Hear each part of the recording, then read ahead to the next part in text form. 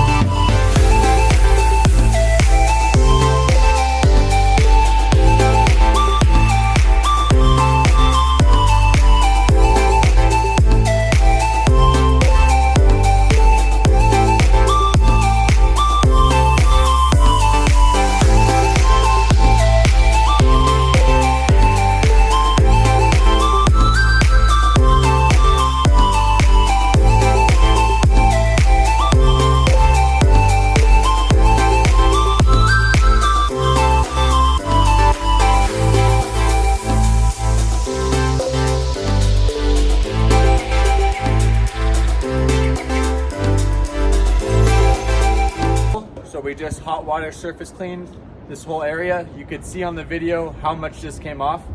We're just gonna do probably a light rinse on that because you could see it's stained. That's not stained. We only can use cold water on this so we don't ruin the stain.